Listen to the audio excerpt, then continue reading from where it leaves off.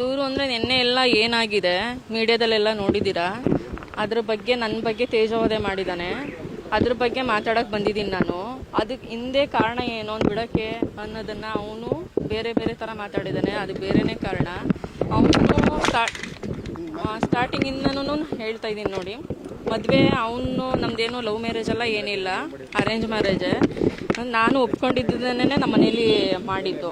ಮತ್ತು ಅವ್ನು ಕೇಳಿದ ಕಡೆನೇ ಬೆಂಗಳೂರಲ್ಲೇ ಮಾಡಿಕೊಟ್ಟಿದ್ದೀವಿ. ಅವನೇನು ಒಡವೆ ಕೇಳಿದ್ದ, ಬ್ರೇಸ್ಲೆಟ್ ಕೊಟ್ಟಿದ್ದೀವಿ, ಉಂಗುರ ಕೊಟ್ಟಿದ್ದೀವಿ, ಸೂಟ್ ಕೊಟ್ಟು ಮದುವೆಯಲ್ಲಿ ಅವನು ಎಲ್ಲಿ ಕೇಳ್ತಾನೆ ಚೌಟ್ರಿ ಬೆಂಗಳೂರಲ್ಲಿ ಅಲ್ಲೇ ಮಾಡಿಕೊಟ್ಟಿದ್ದಾರೆ ನಮ್ಮ ಮನೇಲಿ. ಅಷ್ಟೆಲ್ಲ ಆದಮೇಲೂ ಲಾಸ್ಟಲ್ಲಿ ಊಟ ಸಾಲಿಲ್ಲ ಕೆಲವ್ರಿಗೆ. ಆವಾಗಿಂದ ಸ್ಟಾರ್ಟ್ ಮಾಡಿದ್ದು ಅವರಮ್ಮ. ಮೇನ್ ಅವರಮ್ಮ, ಅವಳ ತಂಗಿ, ಇವನು 3 ಜನನೂ ನನಗೆ ಏನೆಲ್ಲ ಹಿಂಸೆ ಕೊಟ್ಟಿದ್ದಾರೆ ಅಂತ ಹೇಳ್ತಿದ್ದೀನಿ. ಮತ್ತು ಅದಾದಮೇಲೆ ನಿಮ್ಮ ಮನೆ ಮದುವೆಯಿಂದ ಸ್ಟಾರ್ಟ್ ಆಗಿದ್ದು. ನನ್ನ ಮಗ ಒಬ್ಬನೇ ಮಗ ಇದ್ದ, ಒಳ್ಳೆ ಕಡೆ ತರ್ತಿದ್ವಿ, ನನ್ನ ಕೊನೆಯವ್ರು ಊಟ ಸಾಲಿಲ್ಲ, ಇಷ್ಟೆಲ್ಲ ಮರ್ಯಾದೆ ಹೋಯ್ತು ಅಂತೇಳಿ ಸ್ಟಾರ್ಟ್ ಮಾಡಿದವಳು. ನೆಕ್ಸ್ಟು ಅದರನ್ನೇ ಕಂಟಿನ್ಯೂ ಮಾಡಿದ್ರು. ನೆಕ್ಸ್ಟು ನಾನು ಒಂದು ತಿಂಗಳಲ್ಲಿ ಯಾರಾದರೂ ಪ್ರೆಗ್ನೆಂಟ್ ಆಗೋಕ್ಕೆ ಸಾಧ್ಯನಾ? ನಾನು ಡೇಟ್ ಆಗಿದ್ದಕ್ಕೆ ಏನು ಪ್ರತಿ ತಿಂಗಳೂ ಇದೆ. ಹಳ್ಳಿ ಕಡೆ ಕೊಡ್ತಾರಲ್ಲ ತಟ್ಟೆ ಲೋಟ ಚಾಪೆ, ಅದು ನನಗೆ ಕೊಟ್ಲು. ಅವಳು ಮಗಳು ಆದರೆ ಹೊರಗಡೆ ಎಲ್ಲ ತಿರ್ಗಾಡ್ಬೋದು. ಕೇಳಿದ್ರೆ ನಮ್ಮ ದೇವ್ರು ಮನೆ ದೇವ್ರಿಗೆ ಸೊಸೆರ್ ಕಂಡ್ರಾಗಲ್ಲ, ಹೆಣ್ಣು ಮಕ್ಕಳು ಮಾತ್ರ ಓಡಾಡ್ಬೋದು ಅಂತ. ಅಲ್ಲಿ ಏನಾದರೂ ಹೇಳಾಯ್ತಾ ದೇವ್ರಂಗಂತೇಳಿ? ನೆಕ್ಸ್ಟು ಖಂಡಿತ.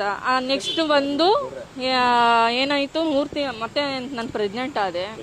ಆದಮೇಲೆ ಅದು ಒಂಥರ ಇದು, ಅವಳ ಮಗಳಿಗೆ 18 ವರ್ಷ ಮಕ್ಕಳಿರಲಿಲ್ಲ. ನೆಕ್ಸ್ಟು ನಾನು ಪ್ರೆಗ್ನೆಂಟ್ ಆದಮೇಲೆ ಅವಳು ಮಕ್ಕಳಾಯಿತು.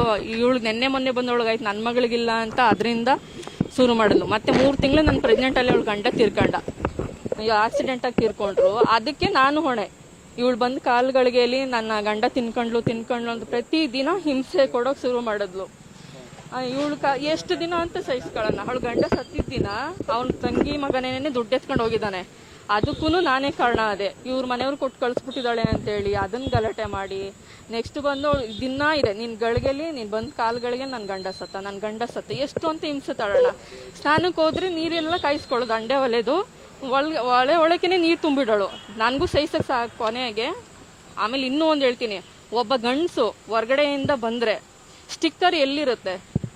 ಬನೀನಿಲ್ಲ, ಒಳಗಡೆ ಇತ್ತು. ನಾನು ಕೇಳಿದ್ದಕ್ಕೆ ನಾನು ಮದುವೆ ಮನೆಗೆ ಹೋಗಿದ್ದೆ, ಎಲ್ಲೋ ಆಗಿರಬೇಕು, ಮೇಲೆ ಶರ್ಟ್ ಮೇಲೆ ಇರುತ್ತೆ, ಒಳಗಡೆ ಹೆಂಗೆ ಹೋಗುತ್ತೆ ಅಲ್ವಾ? ಮಾಡಿರೋದು ಕಂತ್ರಿ ಕೆಲಸಗಳೆಲ್ಲ ಇವನು. ನಾನು ಮನೆ ಒಳಗಿದ್ದವಳಿಗೆ ಹೆಂಗೆ ಈ ಥರ ಸಂಬಂಧಗಳೆಲ್ಲ ಬೆಸಿತಾನೆ. ಅವ್ರ ಅಪ್ಪ ಇದ್ದ ಆ ಟೈಮ್ಲಿ, ಅವನು ಆಫೀಸ್ಗೆ ಹೋಗ್ತಿದ್ದ. ಅವನು ಒಂದು ಆಫೀಸಲ್ಲಿ ಒಂದು ಹುಡುಗಿ ಜೊತೆ ಅಫೇರ್ ಇತ್ತು, ವಿ ಅಂತ ಕೈಲಿ ಕುಯ್ಕೊಂಡಿದ್ದಾನೆ, ಬೇಕಾದ್ರೆ ನೀವು ಗಮನಿಸಿ. ಅದು ನನಗೆ ಗೊತ್ತಾಯ್ತು, ಅವನು ಹೇಳ್ಕೊಂಡಿದ್ದ. ನಾನಂದೆ ಮದುವೆಗೆ ಮೊದಲೇ ನೀನು ಹೆಂಗಾದ್ರೂ ಇರೋ, ಮದುವೆ ಆದ್ಮೇಲೆ ಕರೆಕ್ಟಾಗಿರು ಅಂತ ನಾನು ಹೇಳಿ ಒಪ್ಕೊಂಡಿದ್ದೆ. ಅದೆಲ್ಲ ಆಯಿತು. ಕಂಟಿನ್ಯೂ ಅವಳ ಮೆಸೇಜ್ ಇದೆ. ಈಗ ಪ್ರತಿಯೊಂದೂ ತೆಗ್ಸಿ, ಅವನದು ಕಾಲಿಷ್ಟ ತೆಗ್ಸಿ ಮೆಸೇಜ್ ಮಾಡೋದು ಹುಡುಗಿ ಜೊತೆ, ಅದೆಲ್ಲ ಆಗಿ ಅವ್ರ ಅಪ್ಪನಿಗೂ ಗೊತ್ತಾಗಿ ಅವರು ಬೈದರು. ಕೊನೆಗೆ ಅವಳ ಅಮ್ಮ ಹೆಣ್ಣಲ್ವಾ, ನನ್ನ ಮಗ ಗಂಡಸು, 5 ಜನ ಮಾಡ್ಕೊಳ್ಳಿ ನಿನಗೇನಕ್ಕೆ ಅಂತ ಹೇಳ್ದ. ಅದು ತಪ್ಪಲ್ವಾ? ಅದಾದ್ಮೇಲೆ ಇವಳು ಯಾವಾಗ ಟಾರ್ಚರ್ ಕೊಡೋಕೆ ಶುರು ಮಾಡಿದ್ಲು, ನಾನು ಸ್ಟೇಷನ್ಗೆ ಹೋಗ್ತೀನಿ ಅಂತ ಹೇಳಿದಕ್ಕೆ, ಆ ಸ್ಟೇಷನ್ ನಮ್ಮ ಮಾವನ ಮನೆ ಇದ್ದಂಗೆ ನೀನು ಹೋಗು ಅನ್ನೋನು. ಹೋಗಿ ಕಂಪ್ಲೇಂಟ್ ಕೊಟ್ಟಿದ್ದೀನಿ. ಅದು ಇಲ್ಲಿ ಕಾಪಿ ಇದೆ, ಏರೋಳಿ ಸ್ಟೇಷನಲ್ಲಿ ಕಂಪ್ಲೇಂಟ್ ಕೊಟ್ಟಿದ್ದೀನಿ. ಅವ್ರು ಕಾಲ್ ಡೀಟೇಲ್ಸ್ ಅಂದ್ರಲ್ವಾ, ಹೆಂಗೆ ತಗೊತಾರೆ? ಅಫೆನ್ಸ್ ಅಲ್ವಾ ಅದು? ಒಂದು ಕಾಲ್ ಡೀಟೇಲ್ಸು ಹೆಂಗೆ ಬಂತು ಅವನಿಗೆ? ತಗೊಂಡೆ ಅಂತ ಹೇಳ್ತಾನಲ್ಲ, ಅದು ನನಗೆ ಬೇಕು. ನೆಕ್ಸ್ಟು ಅವನು ಸಾಕೋಕೆ ಯೋಗ್ಯತೆ ಇಲ್ದಾನೆ ನಾನು ರೋಡಿಗೆ ಬಿಟ್ಟೋಗಿದ್ದು. ಅವ್ರ ಅಪ್ಪ ಇರೋ ತನಕ ಅಷ್ಟೇ ಅವ್ರ ಮನೆ. ಸತ್ತ ಮೇಲೆ ಇವಂದೇ ತುಂಬ ಚಟಗಳಲ್ಲಿದೆ. ಇಲ್ಲಿ ಸ್ವಲ್ಪ ಹೇಳ್ತಾ ಇದ್ದೀನಿ, ಇನ್ನೂ ಬೇಜಾನಿದೆ ಅವನ ಕತೆಗಳು. ಅದರಲ್ಲಿ ಅವ್ನು ಮತ್ತೆ ಸಾಕ್ಬೇಕಾಗುತ್ತೆ ಅಂತ ಬಿಟ್ಟೋದವನು ಮತ್ತೆ ಬರಲಿಲ್ಲ. ಅದನ್ನು ಬಿಟ್ಟು ನನ್ನ ಮೇಲೆ ಏನಕ್ಕೆ ಅಪವಾದ ಹೋಗಿಸ್ಬೇಕು ಅವನು? ನಮ್ಮ ಶಾಸಕ ಅಂದ್ರೆ ನಮ್ಮ ಮಳವಳ್ಳಿ ತಾಲೂಕು, ನಾನು ಆ ತಾಲೂಕಿನವಳೇನೇನೆ, ಗೊತ್ತಿರಲೇ ಇರುತ್ತೆ, ಎಲ್ಲರಿಗೂ ಗೊತ್ತಿರುತ್ತೆ. ಹಂಗಂದ ತಕ್ಷಣ ಇಟ್ಕೊಂಡ್ಬಿಡ್ತಾರ.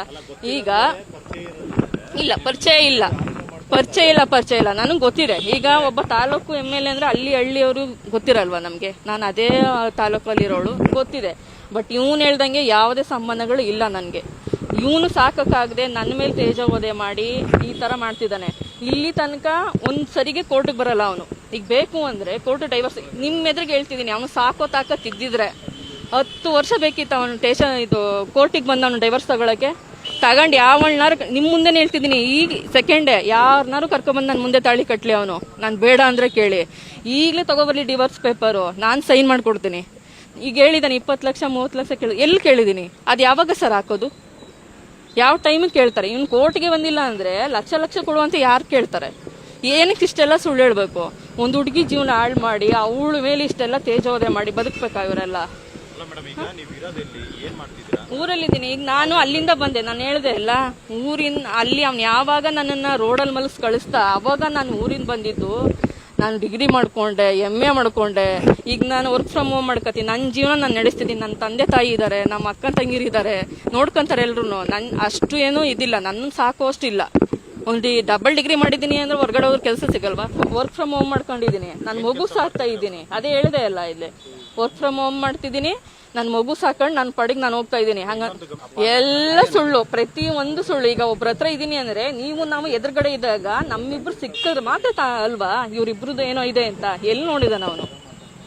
ಪ್ರತಿಯೊಂದು ಕತೆಗಳು ಕಟ್ಕೊಂಡು ಇವನು ಹೇಳಿದ್ನಲ್ಲ 10 ವರ್ಷದಿಂದ ಇವನು ಯಾಕೆ ಬರ್ಲಿಲ್ಲ? ಇಲ್ಲ ಇಲ್ಲ, ಖಂಡಿತ ಇಲ್ಲ, ಯಾವುದೂ ಇಲ್ಲ, ಯಾವುದೂ ಇಲ್ಲ, ಯಾವುದೂ ಇಲ್ಲ ಸರ್. ಎಲ್ಲ ಸುಳ್ಳು ಸುಳ್ಳು ಕತೆಗಳು ಅಷ್ಟೇನೆ. ಈಗ ಹೇಳ್ತಾ ಇದ್ದೀನಲ್ಲ, ಒಬ್ರು ಶಾಸಕರು ನಾವು ಮಳವಳ್ಳಿಯಾಗಿದ್ಕೊಂಡು ಮಳವಳ್ಳಿ MLAಗಳು ಗೊತ್ತಿರಲ್ವಾ? ಈಗಿರೋರು ಗೊತ್ತಿಲ್ವಾ? ಎಲ್ಲರೂ ಗೊತ್ತಿರ್ತಾರೆ. ಹಂಗಂದ ತಕ್ಷಣನೇ ಇಟ್ಕೊಬಿಡ್ತಾರ, ಮಾತಾಡ್ತಾರ. ಈಗ ಇಟ್ಕೊಂಡಿದ್ದೀನಿ ಅಂತ ಜೊತೆಗಿರೋದಿದೆಯಾ ಅಲ್ವಾ? ನಾನು ಅವರು ಜೊತೆಗೆ ಇದ್ದಿದ್ನ ಇವ್ನು ಡೈರೆಕ್ಟಾಗಿ ಬಂದು ನೋಡಿದ್ರೆ ಅದನ್ನ ಹೇಳ್ತಾರೆ. ಅದಿದೆಯಾ ಅವನ ಹತ್ರ? ಈಗ ಕಾಲ್ ಲಿಸ್ಟ್ ಅಂತಾನೆ, ಕಾಲ್ ಲಿಸ್ಟ್ ಹೆಂಗ್ ತೆಗ್ಸಕ್ ಸಾಧ್ಯ? ಅದು ಯಾವ ಟೈಮಲ್ಲಿ ತೆಗಿತಾರೆ ನಿಮ್ಗೆ ಗೊತ್ತಿರುತ್ತೆ ಅಲ್ವಾ? ಇವನು ಹೆಂಗ್ ತೆಗ್ದ ಅದೆಲ್ಲ? ಇವನು ಇದೆ, ನಾನು ಹೇಳಿದೆ ಅಲ್ಲ, ಒಂದು ಹುಡುಗಿ ಇಟ್ಕೊಂಡು ಇವನು ನನಗೆ ಅವಳಿಗೂ ಮದುವೆ ಆಗಿದೆ. ಇವನ್ ತರ ಒಂದು ಹೆಣ್ಣಿನ ಜೀವನ ಹಾಳು ಮಾಡಕ್ ನನ್ಗೆ ಇಷ್ಟ ಇಲ್ಲ. ಅವಳಿಗೂ ಮದುವೆ ಆಗಿದೆ, ಅವ್ಳು ತೆಗಿಸಿ ಅವನದೇ ಡೀಟೇಲ್ಸ್ ತೆಗಿಸಿ ಅವನೇನೆಲ್ಲ ಹುಡುಗಿ ಜೊತೆ ಮಾಡ್ತಿದ್ದ ಪ್ರತಿಯೊಂದು ಇದೆ. ಕಾರ್ಯಕ್ರಮದ ಪ್ರಾಯೋಜಕರು ಪ್ರಿಂಟ್ ಪಾಯಿಂಟ್, ಕಿಟಲ್ ಕಾಲೇಜ್ ಹತ್ತಿರ, PB ರೋಡ್, ಧಾರವಾಡ. ನಮ್ಮಲ್ಲಿ ಎಲ್ಲ ತರಹದ banner print, colour print, offset print ಸೇವೆ ಇದೆ. ಬ್ಯಾನರ್ ಆಗಲಿ, ಕಲರ್ ಪ್ರಿಂಟ್ ಆಗಲಿ, ಸ್ಪಷ್ಟತೆಗೆ ಕನ್ನಡಿ. Print point, the print solution under one roof.